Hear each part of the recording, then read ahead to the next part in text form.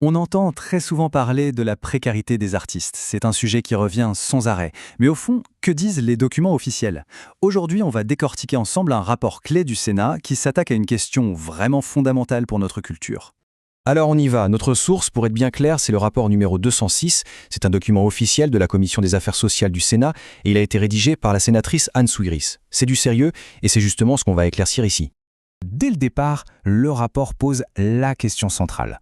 Comment on fait pour que les créateurs, celles et ceux qui nourrissent notre imaginaire au quotidien, puissent tout simplement vivre de leur art? C'est tout le paradoxe qu'on va explorer. Commençons par le début, le constat. Le rapport dresse un portrait, on peut le dire, sans concession de la situation économique des artistes-auteurs.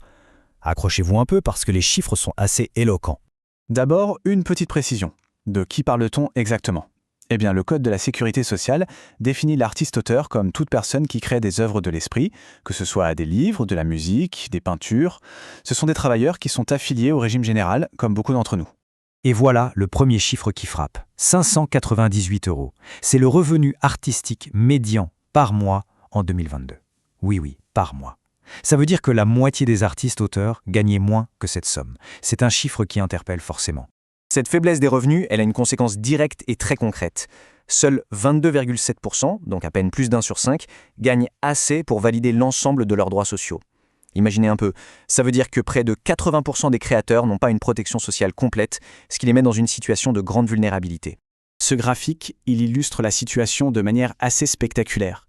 Ce qui est vraiment frappant, c'est cette toute première barre là, sur la gauche. Quasiment 66% des artistes-auteurs gagnent moins que l'équivalent de 300 heures payées au SMIC sur une année complète. On voit bien que les très bas revenus sont ultra concentrés. La précarité, en fait, ce n'est pas l'exception, c'est la norme.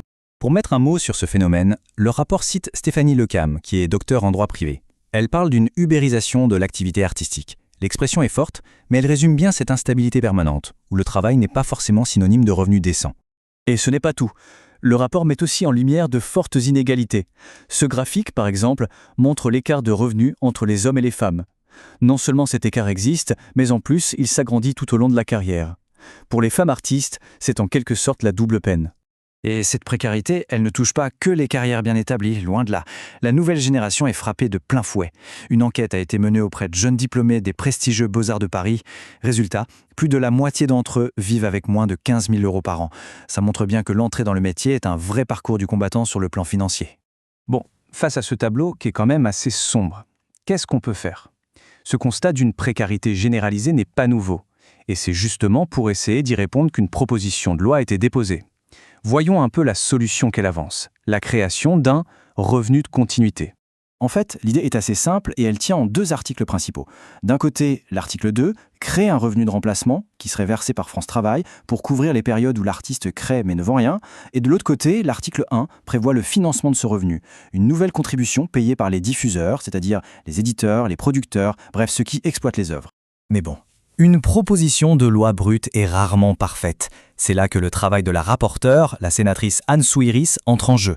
Sa mission, c'était d'analyser le texte dans le détail et de proposer des améliorations.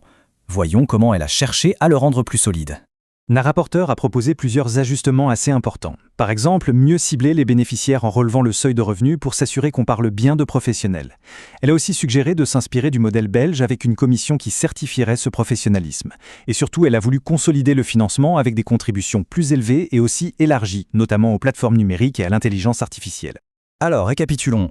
On a un problème clairement identifié, une solution qui est proposée, et même des amendements pour la rendre encore plus efficace. Logiquement, on pourrait se dire que le texte va être adopté, n'est-ce pas?